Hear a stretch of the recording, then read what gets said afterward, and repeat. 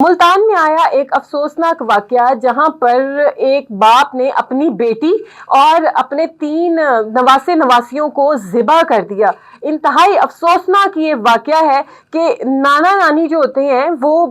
جب بچیاں ان کے گھر رہنے آتی ہیں تو وہ بچوں سے بہت زیادہ پیار کرتے ہیں، اور یہ بھی سننے میں آتا ہے اور یہ عام طور پہ یہ دیکھا گیا ہے کہ بچے جو ہوتے ہیں جب اپنی ننیال میں جاتے ہیں تو بگڑ کے آتے ہیں، کیونکہ انہیں وہاں پہ بہت زیادہ لاڈ پیار ملتا ہے، بہت زیادہ پروٹوکول ملتا ہے، اور جس کی وجہ سے بچے جو ہیں لاڈ پیار میں بگڑ جاتے ہیں۔ لیکن یہاں پہ وہی نانا جس کے لیے مثال مشہور تھی کہ نانا ماموں یہ لوگ بہت زیادہ پیار کرتے ہیں، اسی نانا نے اپنی سگی بیٹی اور اس کے 3 بچوں کو اپنے ہی ہاتھوں سے ذبح کر دیا۔ اب یہ معاملہ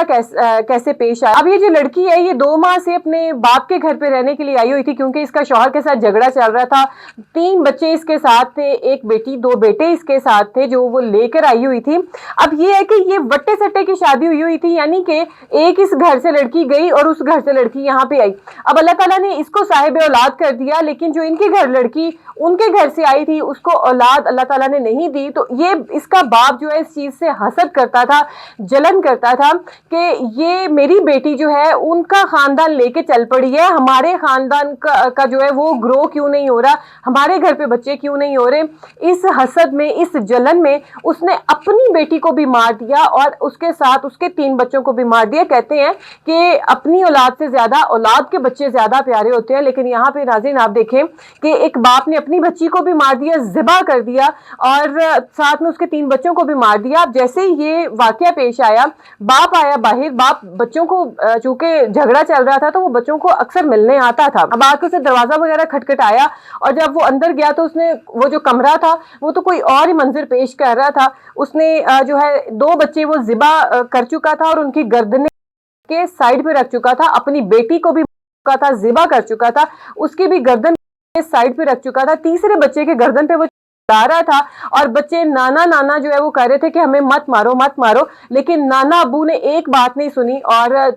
ان کے گردنوں کے اوپر چلا دی۔ یہ جو باپ بیچارہ بے بس باپ کنفیوز ہو گیا اور وہ باہر بھاگا کہ میں لوگوں کو اکٹھا کروں تاکہ لوگ آ کے جو ہے ریسکیو کریں، شاید کوئی آسانی پیدا ہو جائے، لیکن وہ جو تیسرا بچہ بھی تھا وہ بھی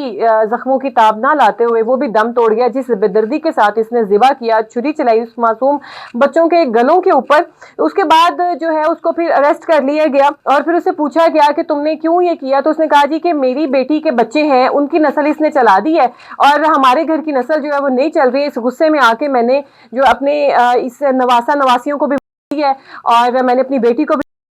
بس مجھے اس چیز کا غصہ تھا۔ تو خدا را تھوڑی سی غیرت کھائیں، تھوڑی سی شرم کریں۔ ناظرین، یہ رشتے بڑے خاص ہوتے ہیں، لیکن جو دور جا رہا ہے اس میں انسان یہ سوچ کے کنفیوز ہو جاتا ہے، پریشان ہو جاتا ہے کہ کس رشتے کے اوپر اعتماد کریں، کس رشتے کے اوپر نہ کریں۔ جو لوگ